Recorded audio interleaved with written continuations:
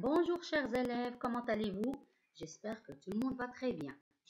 Alors, afin d'assurer la continuité de leçon, aujourd'hui nous allons voir une leçon de grammaire, la leçon numéro 3 de la période 4 du semestre numéro 2.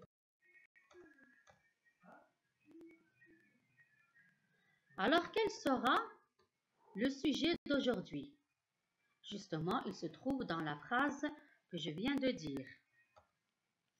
Mais avant de commencer, il n'y a pas de mal à faire un petit rappel de la leçon précédente. Alors, notre leçon précédente, c'était l'accord dans le groupe nominal. Dans un groupe nominal, l'adjectif s'accorde toujours avec le nom qui l'accompagne, en genre et en nombre. Ça marque du pluriel, la majorité c'est S ou bien X. Alors on a dit X à la fin des noms qui se terminent par EAU et aussi à la fin des noms qui se terminent par EU, sauf deux exceptions, bleu et pneu. Mais faites attention, si l'adjectif au singulier prend un S, ou bien X ou bien Z, donc au pluriel, il ne change pas. Exemple, le chat noir, les chats noirs. Vous voyez, il s'accorde, l'adjectif s'accorde avec le nom qu'il qualifie. Un nouveau râteau, des nouveaux râteaux. Alors ici, les noms qui se terminent par EAU ont X pour le pluriel. Un jeu fabuleux, des jeux fabuleux. Alors on a dit que les noms qui se terminent par U prennent X au pluriel, sauf pneu et bleu. Ils prennent S. Fabuleux prend un X au singulier, alors il ne change pas au pluriel. Le gros nez, les gros nez. Ici seulement le déterminant change. Gros, il y a toujours un S au pluriel. Nez, il y a un Z au pluriel, le même que le singulier. Alors maintenant, pour commencer notre nouvelle leçon, nous allons lire les phrases suivantes.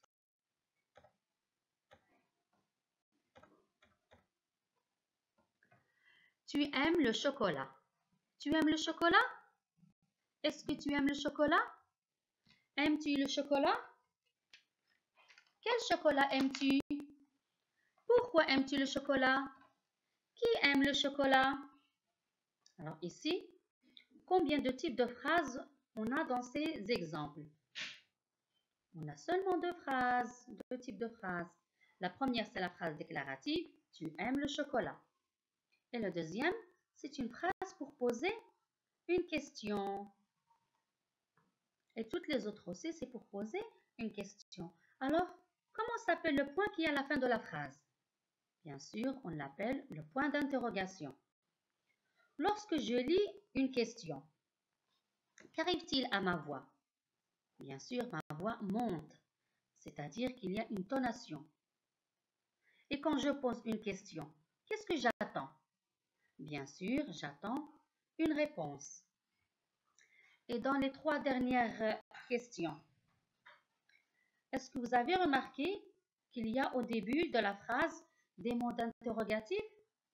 Je pense que oui, vous les avez détectés. Quel, pourquoi, qui? Alors, tous ces éléments que nous venons de voir sont des astuces pour reconnaître la phrase interrogative. Alors, notre leçon d'aujourd'hui, c'est une phrase interrogative. Alors, la conclusion. Conclusion, une phrase interrogative sert à poser une question. Et nous allons voir comment la reconnaître, c'est-à-dire comment on va reconnaître la phrase interrogative. L'astuce numéro 1. Il est important de savoir que la phrase se termine par un point d'interrogation. L'astuce numéro 2. On peut apercevoir l'expression « est-ce que » au début de la phrase. L'astuce numéro 3. L'inversion du verbe et du pronom. Mais il ne faut pas oublier le trait d'union lorsqu'il y a une version. L'astuce numéro 4. L'ajout du mot interrogatif en début de phrase. Voici quelques exemples de mots interrogatifs.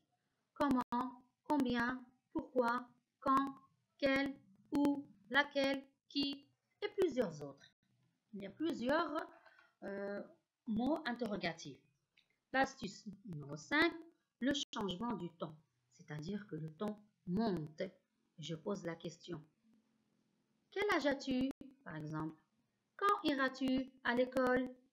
Qui vient chez nous ce soir? Combien as-tu dans ton sac? Par exemple, de cahiers. Comment vas-tu?